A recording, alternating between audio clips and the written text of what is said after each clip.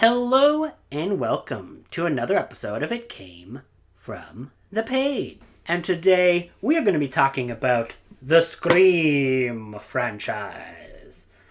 Alas, poor Ghostface. I knew him well.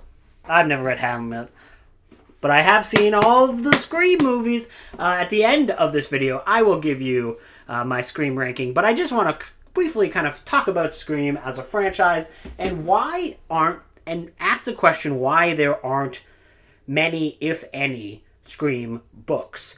So, Scream, if you've never seen any Scream movies, they're basically pretty self-aware horror movies. They are really what kind of got the phrase meta into the mainstream, especially when you're talking about horror. They are horror movies about people who watch horror movies, essentially. Those first few Scream movies are amazing. I like them all. I don't think there's any bad Scream movies. I just want to preface that. But, you know, they were coming out in the 90s, and they were coming out at a time where movie tie-in books, novelizations were still pretty common. And there are no novelizations for any Scream movies. There's no movie tie-in books for Scream movies. Now, there are a few, and this is very strange, there are a few Ghostface novels. Because Ghostface is owned, like the mask, like this mask, this is Ghostface. It's owned by a company called Fun World, who originally made the mask, and they licensed the mask to use in the original Scream movie. And because of that, there's like weird rights issues, because if you want to include Ghostface into something, you don't go talk to people who own the Scream franchise rights. You go to the people who own the rights to use the mask and the character. So, Fun World. So you have things like when Ghostface showed up in the video game Dead by Daylight. It's not really connected to the movies, it's connected to the costume. Now, you can tell by how they made that character work in that video game. There were definitely, ties into like how the character would act based on their film presentation, but the films do not have anything to do with it. So, as such, there are actually two Ghostface novels called Face of Fear and The Face of Fear and No Mercy. These are books that have the iconic Ghostface-like mask on their cover, but they are not Scream books. So they are made and written by the man who came up with the naming process of that mask at Fun World to call it Ghostface. So in the actual Scream movies, it's always very funny, because in that first Scream movie, that costume in film universe is called Father Death, but it quickly just became Ghostface after, Rose McGowan in the film is like, oh no, Mr. Ghostface, I want to be in the sequel. So all of the subsequent sequels start calling them Ghostface, which was the name of the actual mask. So the creator of that mask, R.J. Torbert, has two novels that have Ghostface appear in them, but they're not really Scream novels, they're Ghostface novels. And they basically sound like very lame detective novels. And it's just like set in New Jersey. It's like, it doesn't sound very screamy. I will one day read those, because I just literally learned while doing research for this episode that they existed. The other thing that is cool is there is 2 years ago there was a nonfiction book related to Scream called It All Did Begin with a Scream. Now what's funny is that book, so what it is like compiles a bunch of like interviews and talk to everybody and talks about the making of the various Scream films. Now, they had an issue with the original release, is that they did not properly credit Fun World with creating the mask on the cover. So, they've now re-released that book with having to do that accreditation. But, yeah, so that's probably why there is no Scream novels. But it's very weird, because Scream is a movie series that in the canon of Scream there are many Ghostface books. So Gale Weathers, who is one of the main characters in Scream, and she's one of the best, she has canonically written many Ghostface books, and in various films you see the ghost face, like a prop that is like, whoa, this is what the cover looks like for when Gale wrote about this particular event. But they've never actually released any of those ever. So, one, that's a no-brainer, right? If you were going to do a Scream book, just have somebody write the Gale Weathers books and re-release them. Everyone would buy them, 100%. Believe me, Scream fans are nuts. We are. We would buy it. Two, you could do novelizations for original scripts. So Scream 2, I know, is probably the most famous example. But Scream 3 also had this, where original scripts for both of those films were leaked. And because of that, they changed the ending and they changed who was like doing all the stabbiness. So you could easily just write a novelization based off of those original scripts and give people what it would have looked like had a Scream 2 been in its original scripted form. So, like, those are great options. You could do that easily. First and foremost, you could also, if you're really going to be meta and you're really going to be fun, have somebody write stab novelizations. Have somebody write not novelizations for Scream, have them write novelizations for stab. Now, if you don't, again, if you don't know Scream, a lot of this episode is going to seem like a man just rambling at a camera, which is fair. That's usually me. But in the movie universe of Scream, there are a series of films based off of the movie, based off of the killings in the movies, called the Stab franchise. So they're basically parodies of Scream within Scream. Like I said, it's a very meta series, but it's a meta in a way that actually works, unlike most meta properties where it's just like terrible and obnoxious. I do think the meta elements of Scream normally work quite well. But that being said, like, you could do novelizations based off of the Stab franchise, especially because I believe there are 8 Stab films in universe, and we are only just got to Scream 6, and in Scream 6 they don't introduce any new Stab movies, so it caps off at Stab 8. And it's a thing that you would think is a no-brainer. Like, it seems very odd that this is a film universe that's all about horror franchises and horror as a genre. And one of the things that's always been kind of very odd and very specific to the horror genre is people's love of novelizations. Novelizations in the horror community are a huge thing.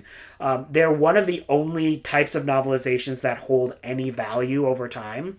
So things like, Friday the 13th novelizations, all of those things have value now, whereas almost any other novelizations released during that period, they don't have any like monetary value. So they're like collector's items, and there are things that like are endemic to franchises, especially from a certain era. And also, like, there were like you could really have fun with this, and you could do like they in the 90s there were like children's Michael Myers books and like children like YA Freddy Krueger books and YA Jason Voorhees books, right? Like, all of those big 3 franchises have so much tie-in stuff to them. And even those modern Halloween movies have novelizations with them now.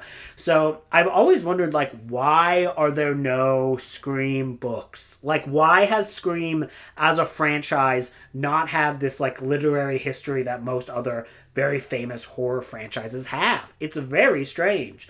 And I think it's just a fact of like the licensing is going to be annoying because you have to get Fun World permission to have like the Scream mask on the covers, which you would need to sell the book and to have a poster of the movies kind of thing. So it's very, I would imagine that's why. Also, unfortunately, the rights holders for Scream were the Weinsteins, and the Weinsteins were some of the biggest motherfuckers to ever exist, and then everything came out about them. They have sucked forever, and you learned they really sucked after you learned everything that, of course, Harvey Weinstein did, because he's a fucking monster.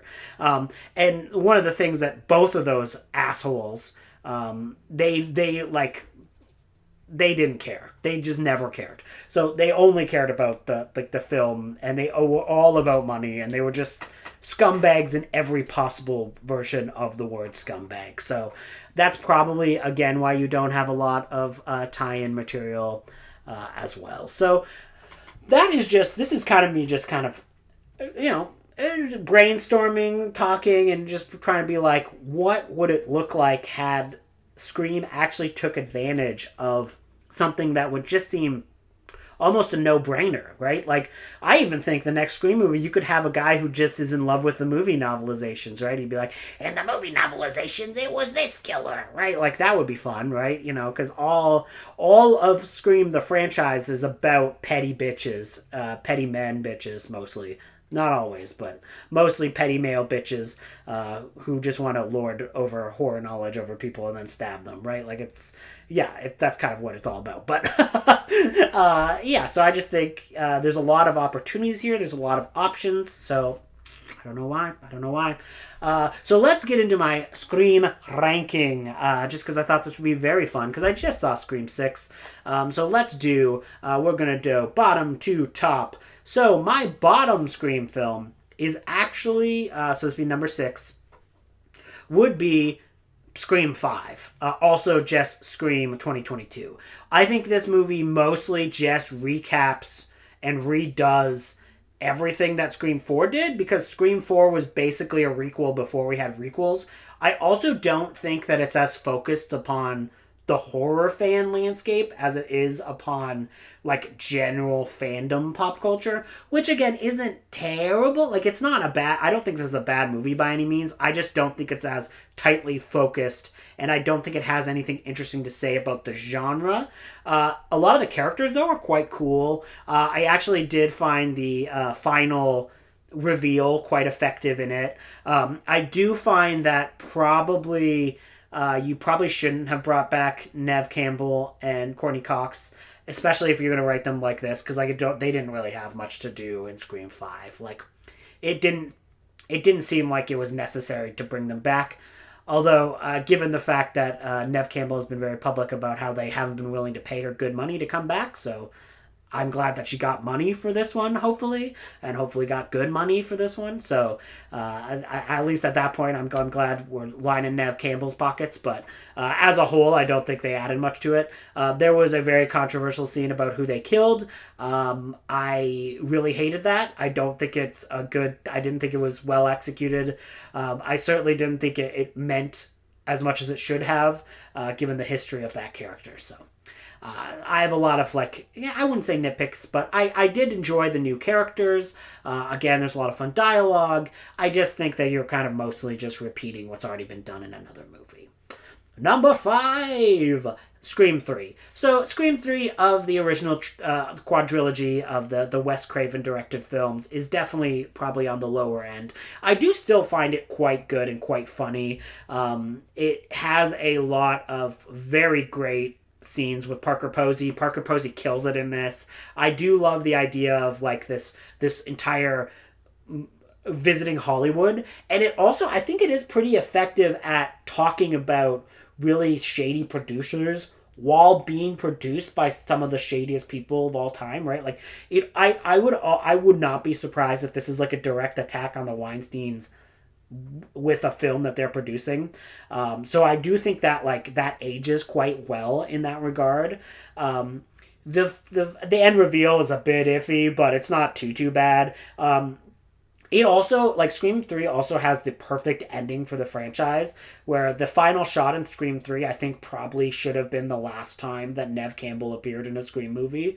Because I think it just sums up her entire journey, and it just, Sidney Prescott, she should just be done at that point, because you've gone full circle with her, and you've explored this character to the pinnacle, and I think it works super well as an ending in Scream 3. So that's my opinion on Scream 3. Number 4 is Scream 6. So Scream 6, I just saw, no spoilers, but I will say that for the most part, it's really, really effective. Ghostface is actually scary in this movie. I was really spooked on the scenes he was in. He was kind of unpredictable. He did things that other Ghostface wouldn't do, and I was like, whoa, this is scary. The opening is probably the best opening of a Scream movie since Scream 2, and I found all the characters like really good. I liked the characters in Scream 5, but in Scream 6 I really liked that core 4 characters that kind of return. I think they do some good-ish stuff with bringing back Courtney Cox, because like Courtney Cox is in this movie and I'm not 100% sure why they make some of the character decisions they do, because it at the end of Scream 5 she's like, oh, I'm not going to write a book about this one, blah, blah, blah. And had she not written a book about the Scream 5 killings, which are revealed in Scream 6, the ending reveal might have worked. But because we know that she did write this book, that ending reveal does not work. Like, there's like the ending to this movie is pretty bad. Everything coming up to it is really, really solid, and I really, really enjoyed it. I just think the ending is quite bad. And I don't particularly like their villains. I don't particularly find the reveal very interesting. That's just my opinion on Scream 6. I think it's about 60% a great film, though, because everything leading up to that final act is really good. Although they do bring back Kirby from Scream 4 and make her a cop. Why? Why? We're in 2023. No cops. Don't make characters that are coming back from the movies cops. Even worse, she's an FBI agent. ACAB includes legacy Scream characters now. Anyways, on to number 3. Because I only have 3 left. And that would be Scream 4. Scream 4, I think, is quite good. It's not as good as the other 2. I feel like this is the one that kind of like people are either like pro Scream 4 like to the nth degree or like kind of nah on Scream 4. I think Scream 4 is super effective. I loved all of the character stuff in this. I think it does end the series quite well again. I think the ending of Scream 4, I think they should have gone with the ending that they kind of lay out for you, because it's like it would be a crazy ending to a Scream movie.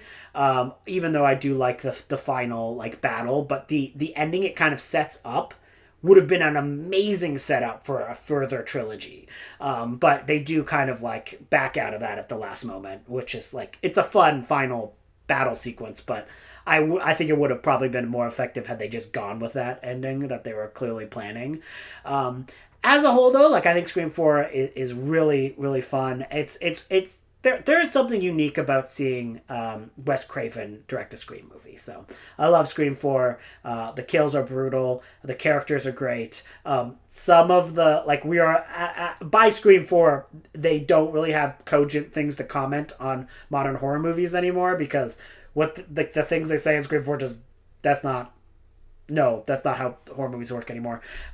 Anyways, next up, number 2 is the original Scream. You can't beat it, except I've decided for once in my life that you can beat it.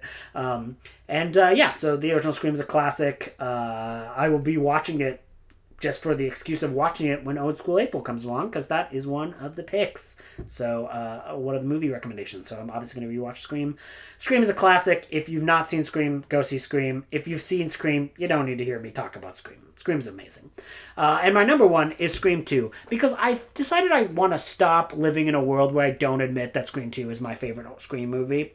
Scream 2 is amazing. Scream 2 is perfect. Scream 2 is like the best thing in the world. When I had my stroke, one of my friends like put this big video together, and like a big like montage is like all my friends saying like, oh, get better soon, with like little clips of random things interspersed. And let me tell you, bitch, one of the ones in there was the musical sequence from Scream 2. Yeah, bitch, everyone who's like, oh, I hate it when he gets up to the table and goes, I think I love you. People hate that. I love that shit. And every time you complain about that scene in Scream 2, I gain more power. Think about that. Think about that. I take all the energy from your hate and become more powerful. Jokes aside, Scream 2 is great. It's the perfect sequel, probably, in my mind. Like, it's the perfect way to do a sequel, because I just love the characters. I love how they're interacting. I love what they're like. I love all these little its and outs of the returning characters' relationships. Gale and Dewey in this are, like, perfect. There is a scene where like a returning character dies in a very, like, I think it's an incredibly effective way, because I was like, oh god, that's so brutal, it worked so well. Scream 2 is my favorite Scream movie. What's your favorite Scream movie? What would you like to see from a Scream novel franchise? Have you seen Scream 6? Am I wrong? Let me know. Thank you, and have a day. Bye!